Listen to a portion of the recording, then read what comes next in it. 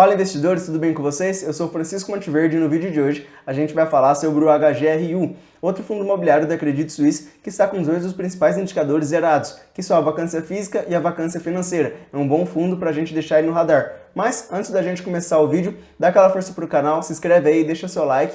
Ativa também o sino das notificações, assim sempre que tiver um conteúdo novo sobre investimentos aqui no canal, você vai ser avisado. Então, se você gosta de conteúdo sobre investimentos, dá aquele like, se inscreve aí, que ajuda bastante o canal. E me siga também lá no Instagram, por lá eu coloco também diversos conteúdos sobre investimentos para vocês, e lá a gente consegue ter um relacionamento mais próximo em tempo real. É isso aí então, e bora pro vídeo!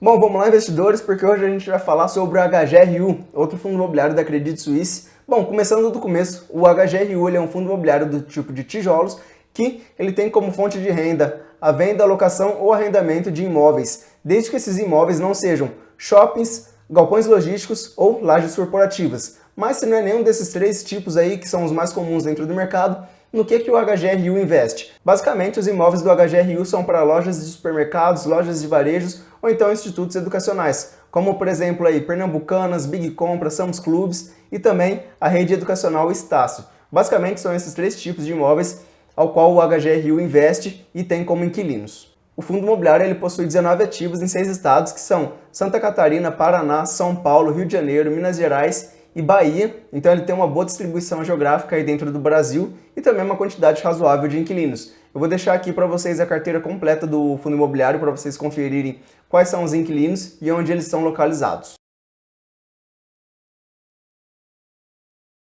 Bom, agora entrando em alguns outros detalhes sobre o fundo imobiliário, ele tem como administrador a Credit Suisse, assim como o HGLG e alguns outros fundos imobiliários. Inclusive, tem um vídeo aqui no meu canal sobre o HGLG. Caso você não tenha visto, entre aqui no meu canal e procura lá, é um dos vídeos recentes, então você vai ter mais informações também sobre o HGLG. O HGRU ele começou as suas operações em 2018, então ele é um fundo relativamente novo, ele não tem tantos anos assim de estrada, tantos anos de mercado, mas é um fundo imobiliário que vem crescendo bastante e num ritmo acelerado. Esse fundo imobiliário ele já passou por 4 emissões de cotas, sendo 2 no ano de 2020, ou seja, no ano passado.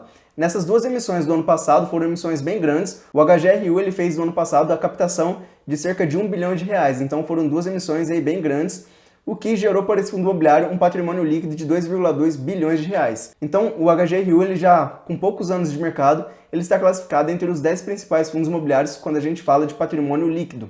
O principal fundo imobiliário em patrimônio líquido tem cerca de 4,4 e 4,5 bilhões de reais, o que é mais ou menos o dobro do HGRU, mas ainda assim ele está listado entre os 10 principais fundos imobiliários nesse requisito. Além disso, o fundo imobiliário ele conta com uma base de cotistas bem interessante, na casa de 101 mil cotistas, então a liquidez desse fundo imobiliário é bem interessante, a gente não precisaria ficar preocupado aí quando for comprar ou vender algumas cotas, se isso vai ser difícil, se vai atrapalhar o preço do mercado, é bem tranquilo comprar ou vender cotas desse fundo imobiliário.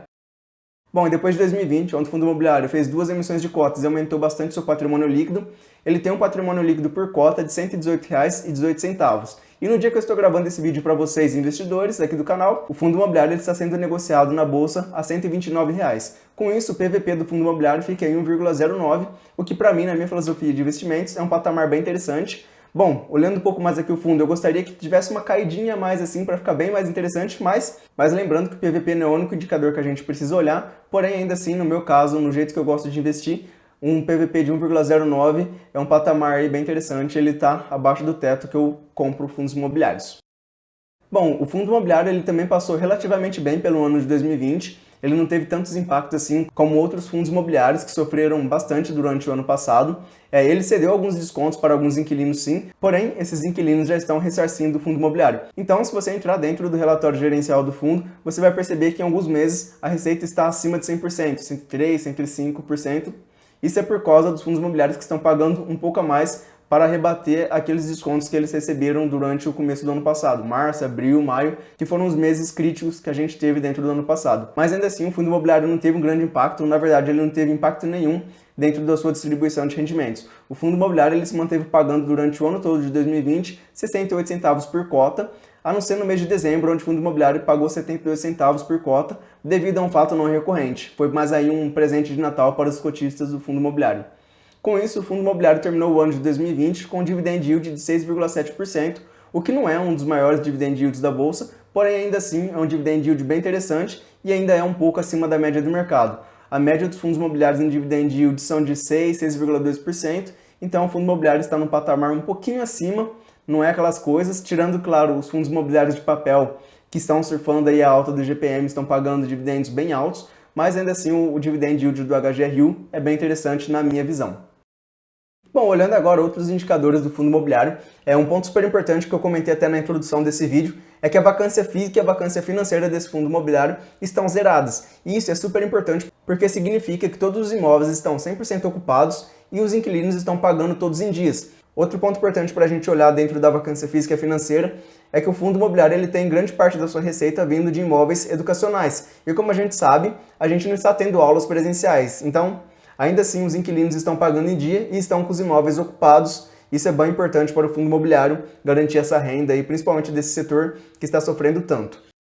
Outro ponto também super importante é que a vida financeira do fundo imobiliário está bem saudável. O fundo imobiliário ele conta hoje com 344 milhões em caixa e ele não tem tantas obrigações e dívidas assim para pagar. As obrigações e dívidas do fundo imobiliário estão na casa de 37 milhões, então o fundo imobiliário ele tem caixa para pagar essas dívidas tranquilamente, sem precisar fazer uma nova emissão de cotas, vender uma parte de algum ativo ou fazer algum outro trâmite fiscal para conseguir cumprir essas obrigações. Isso traz uma tranquilidade bem interessante para o fundo imobiliário e também mostra para o cotista a segurança e a competência da gestora em gerir as contas do fundo imobiliário. Talvez, na minha visão, o único ponto aí que a gente precisaria se preocupar um pouco mais quando a gente fala em receita desse fundo imobiliário é que cerca de 40% das receitas desse fundo imobiliário vem da rede de supermercados Big Compra. É uma exposição, na minha visão, bem grande a somente um inquilino, 40% da receita, então eu vejo isso como uma luz amarela. Talvez seria interessante o fundo imobiliário fazer aí talvez uma emissão de cotas e adquirir outros imóveis para conseguir diminuir um pouco a dependência da rede de supermercados Big Compra, mas esse é o único ponto que me deixa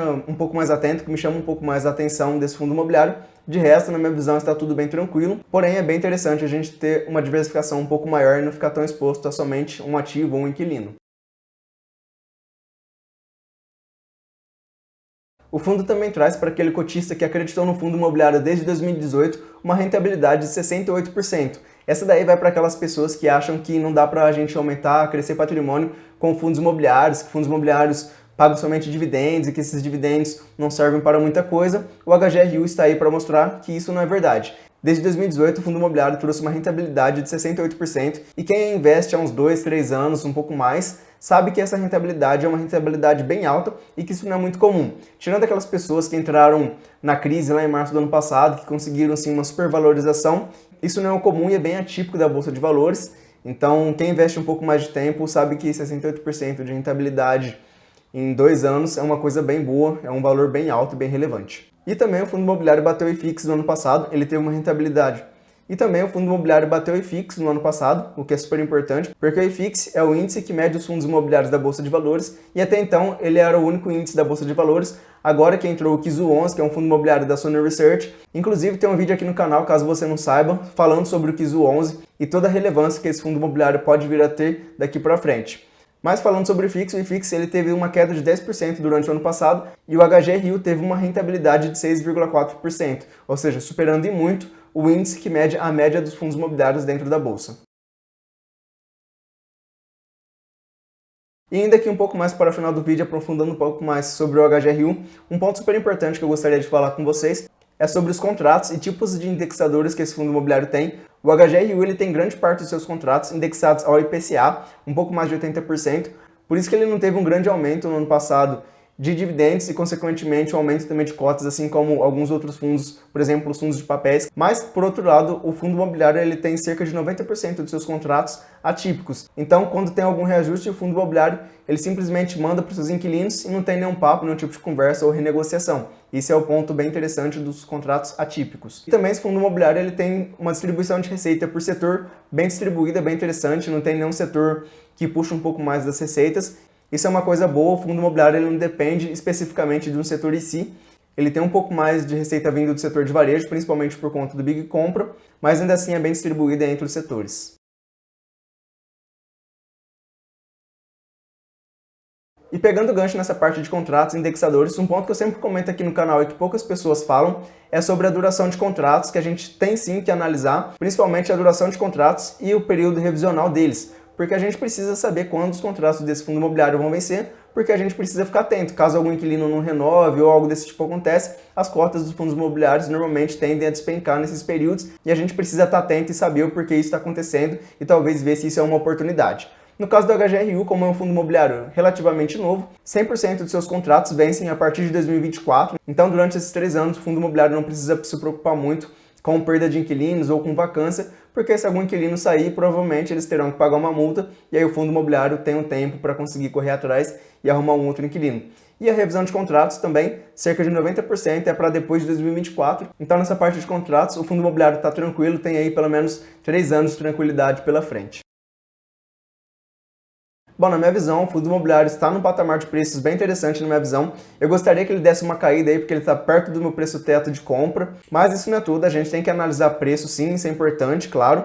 Mas a gente tem que ver também outros indicadores dos fundos imobiliários. E os outros indicadores desse fundo imobiliário, na minha visão, também estão num padrão ok. Então, como ele está perto do preço teto, é um fundo imobiliário que eu gostaria de deixar no radar, olhar com um pouco mais de carinho e aí ver se vale a pena entrar ou não. Mas, antes de terminar o vídeo, eu gostaria de saber a sua opinião. O que você acha do HGRU, se você tem ele carteira, se você não tem. Se você não conhecia, comenta aqui embaixo. Conheci no canal Crescendo Patrimônio, eu vou adorar saber a opinião de vocês. Bom, é isso aí pessoal, o vídeo de hoje. Se você gostou, deixa seu like, se inscreve no canal. Ativa também o sino das notificações. E me segue lá no Instagram, por lá eu coloco também diversos conteúdos sobre investimentos para vocês. E a gente consegue ter uma relação um pouco mais próxima em tempo real. É isso aí, muito obrigado e até o próximo vídeo.